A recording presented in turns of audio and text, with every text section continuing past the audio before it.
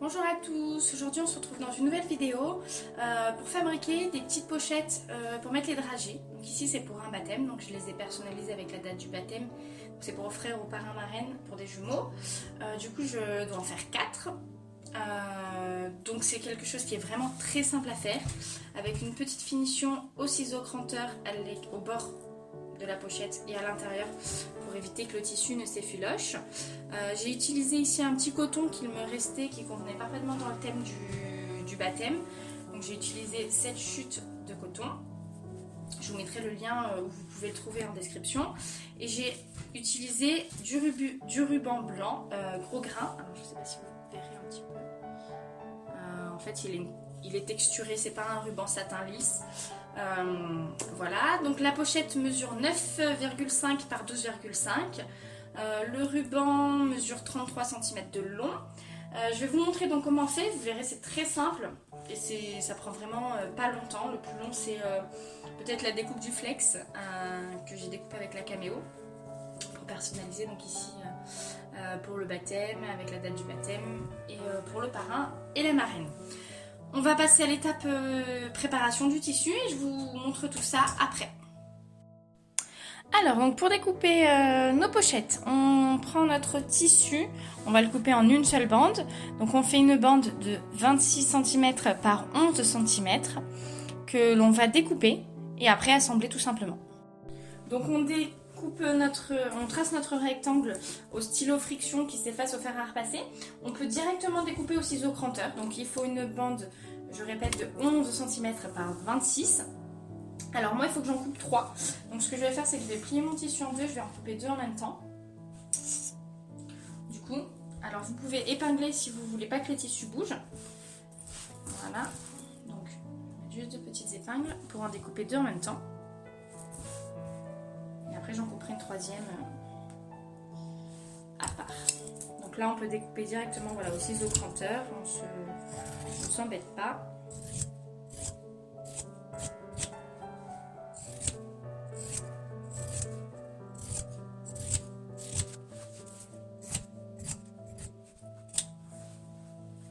Donc ça prend vraiment pas longtemps à fabriquer ces petites pochettes. Alors c'est sûr que si pour un baptême vous en avez, je sais pas moi, 50, 60 à faire, ce sera un petit peu long. Mais au final, ça prend vraiment très peu de temps pour en fabriquer une. Donc là par exemple, la dame voulait pour parrain marraine uniquement pour eux. Donc du coup c'est plutôt sympa. Ensuite, on va passer un petit coup de fer à repasser pour enlever les traces de stylo. Et puis pour avoir un tissu bien repassé, bien lisse, bien net. Je vais découper un dernier rectangle parce que j'en ai besoin de 3. Donc bien sûr, attention, donc là en l'occurrence mon tissu a un motif, donc attention au sens du motif. Donc moi je veux mes motifs dans ce sens-là. Du coup je fais attention de ne pas prendre le tissu dans à l'horizontale au lieu de la verticale. Donc, je vais juste épingler donc mon tissu, ma bande sur mon tissu et j'aurai plus qu'à couper un troisième rectangle. Alors,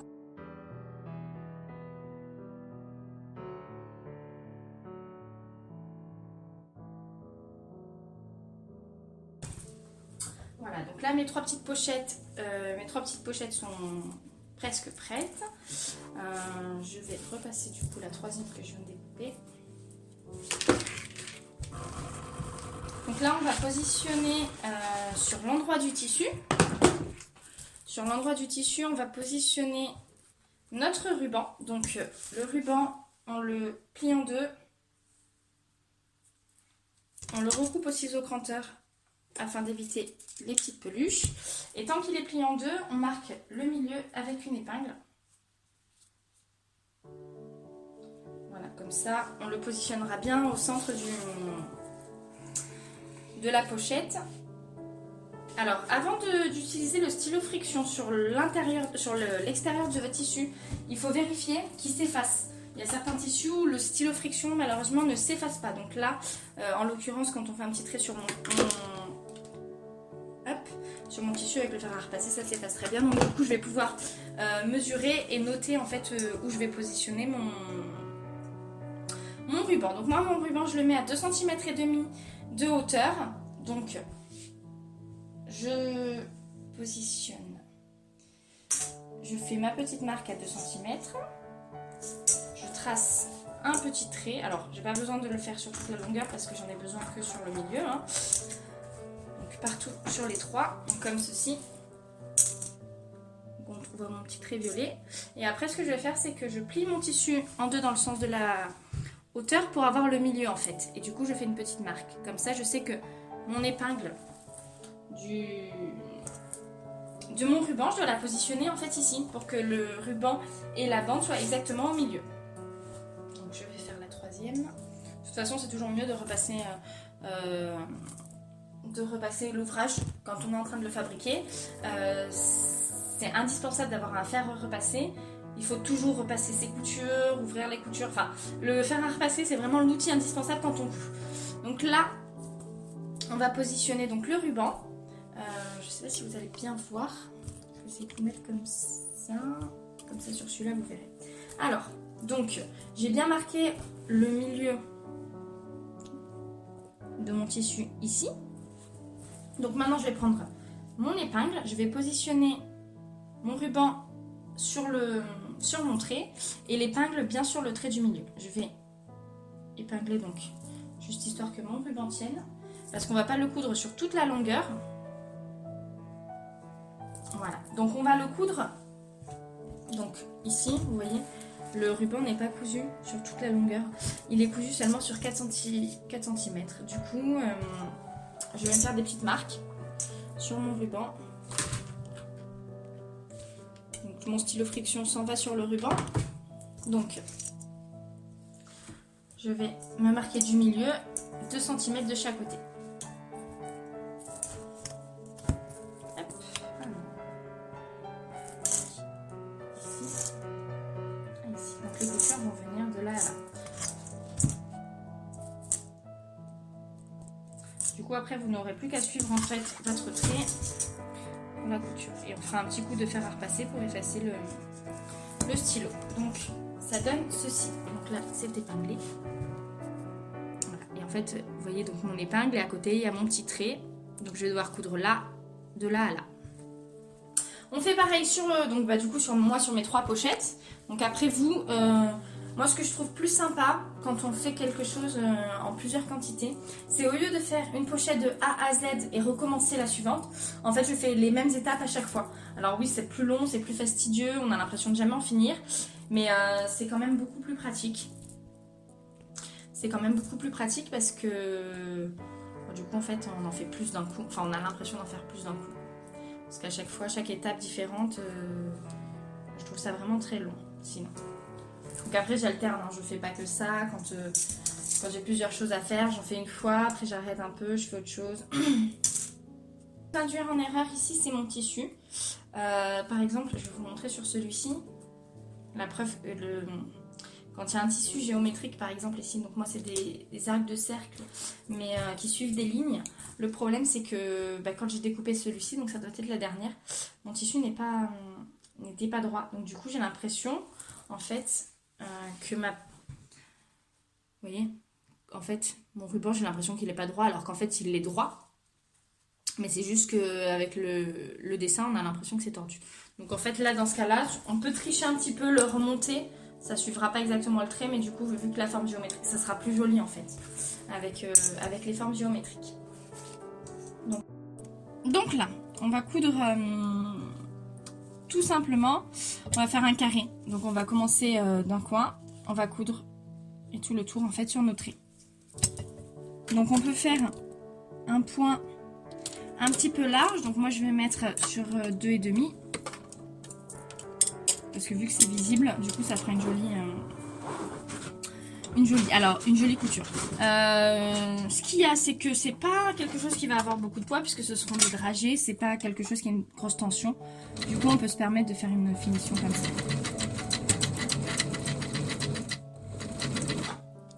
Donc on s'arrête bien au trait qu'on a tracé, on plante l'aiguille, on soulève le pied de biche et ensuite on tourne notre tissu.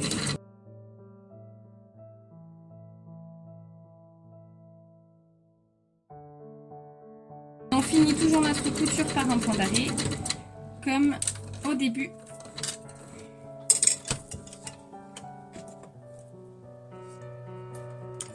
On coupe bien nos fils, donc au bord du tissu.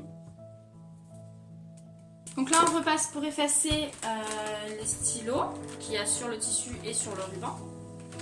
Donc faire attention, il y a certains rubans qui ne se repassent pas. Et donc on a une finition comme ceci. Alors, peut-être sur celui-ci, je ne sais pas. Ah ouais, vu que c'est blanc sur blanc. Voilà. Donc une fois qu'on a cousu ceci, il va falloir la prochaine étape. Il va falloir donc assembler la pochette.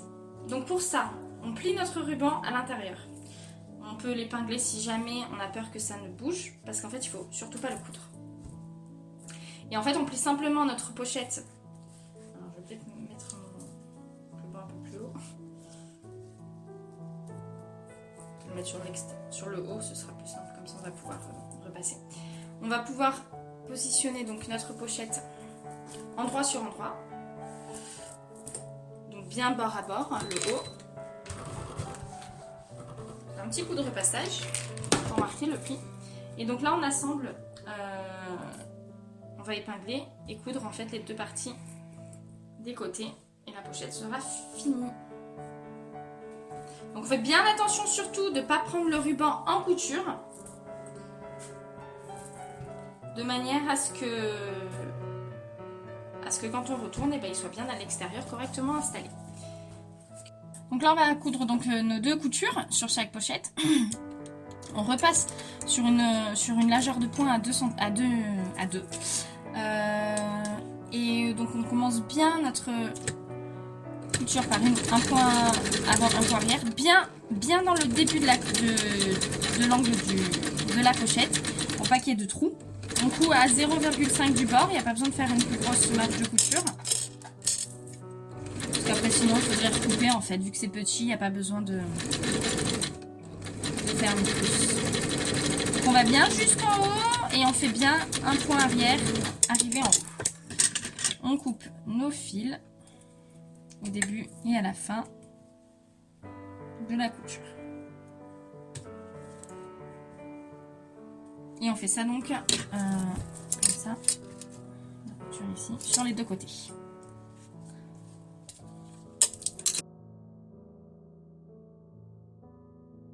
Si, admettons, vous avez un problème de couture, des points qui sautent, une tension bizarre avec des boucles, il y a une technique pour savoir quel fil bug. Si c'est le fil du haut, donc la bobine, ou si c'est la canette. Alors si les points sont bizarres sur le dessus de la couture, c'est la canette. Si les fils sont bizarres en dessous de la couture, c'est la bobine de fil de l'aiguille. Dans ce cas-là, c'est soit un problème de tension, soit un réglage qui est mal fait, ou alors l'enfilage qui peut être mauvais. Si vous avez des points qui sautent, ça peut être dû à plusieurs choses aussi. La mauvaise aiguille, parce que sur chaque tissu différent, il y a une aiguille à utiliser. Donc vous avez des aiguilles standards qu'on peut utiliser pour le coton, pour plein de choses. Et après vous avez des aiguilles, par exemple pour le simili-cuir, on utilise des aiguilles à cuir. Pour le jeans, on utilise des aiguilles jeans. Si vous utilisez par exemple du tissu stretch, comme par exemple du jersey, il faut utiliser vraiment une aiguille et une couture stretch. Donc très souvent c'est marqué dans sur votre machine à coudre. Vous avez les réglages qui sont notifiés dans votre petit manuel. Donc moi je sais que mon manuel est juste à disposition. Si jamais j'ai un problème de réglage, je peux m'en servir rapidement pour savoir comment régler ma machine. De toute façon, quand c'est quelque chose de nouveau, il faut toujours faire un test. Donc prendre une petite chute du même tissu dans lequel on va coudre. Et vraiment essayer, voir s'il n'y a aucun bug avec les fils.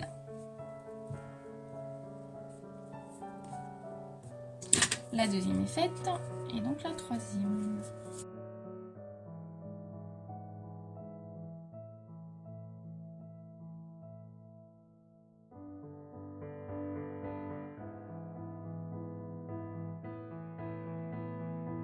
Donc là on arrive à la dernière étape qui va être donc de retourner les petites pochettes.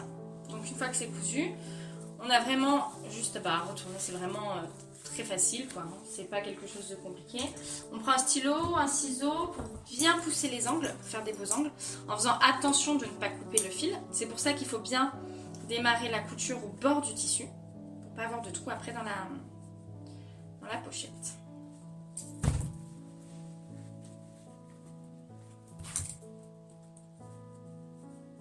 Un petit coup de fer à repasser, c'est pour ça que je dis vraiment que le meilleur ami de la couturière, c'est vraiment le fer à repasser. Donc un petit coup de fer à repasser. Et voici notre pochette. Donc vous pouvez les personnaliser, donc comme moi je vais faire avec du flex, je vais vous montrer ça. Maintenant, avec la caméo et le logiciel Silhouette, pardon, excusez-moi, j'ai découpé en fait, ce que je dois pour personnaliser les pochettes. Donc là, ce qu'on va faire, c'est que je vais les coller. Je vais vous montrer comment on fait. Donc ça, je l'avais fait en amont. J'ai fait ça tranquillement le soir. Là, c'est de Naël. La date du baptême. Donc on prend du papier de cuisson pour éviter que le fer ne colle sur le plastique, et donc on positionne là où on veut écrire les choses. Donc moi je vais le mettre ici sur le blanc et juste en dessous. Donc une fois que c'est ça, le fer à repasser chaud, on prend notre papier cuisson et là on appuie fermement avec le fer à repasser pendant une quinzaine de secondes.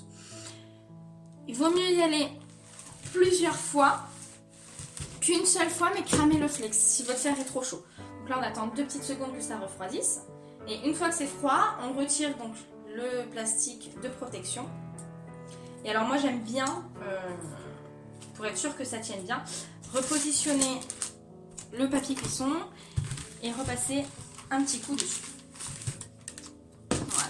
Et donc là notre pochette, vous voyez, ça a pris vraiment très peu de temps, et là elle est personnalisée. Je vais faire mes 2 autres pochettes. Et voilà, donc là vous avez pour ma marraine, pour le parrain, donc vu que c'est pour des jumeaux, forcément il y en a 4. Et voilà, donc mes petites pochettes sont prêtes. J'espère que cette petite vidéo vous aura plu, que vous aurez pu apprendre quelque chose. J'espère que vous pourrez en refaire facilement. N'hésitez pas surtout à commenter. Si vous avez des questions, posez-les, je prendrai le temps de vous répondre. Si vous voulez que je vous montre comment fabriquer quelque chose en particulier, n'hésitez pas non plus. Mais voilà, si vous avez des questions sur quelque chose que vous auriez envie de faire mais que vous avez peur de le faire, n'hésitez pas.